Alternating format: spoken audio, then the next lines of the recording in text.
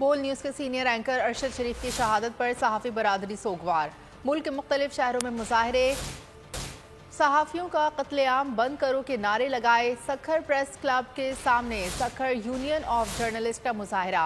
हुकूमत मुखालिफ नारे। खैरपुर में भी सहाफ़ी सड़कों पर। वाक़े पर जुडिशल कमीशन और कातलों को जल्द कैफरी किरदार तक पहुँचाने का मुतालबा।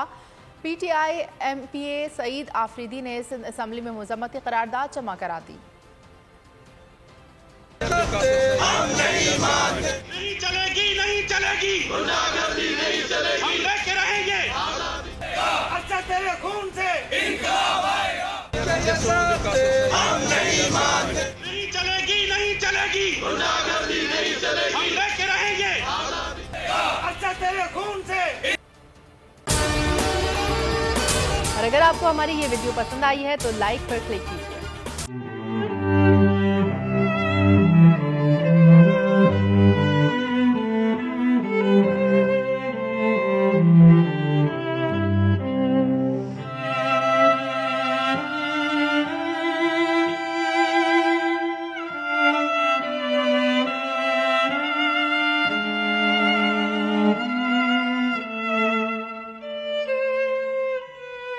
सबसे ज्यादा व्यूज, सबसे ज्यादा रील्स और सबसे ज्यादा रेटिंग के साथ बोल अब भी नंबर 1 पोजीशन पर बरकरार।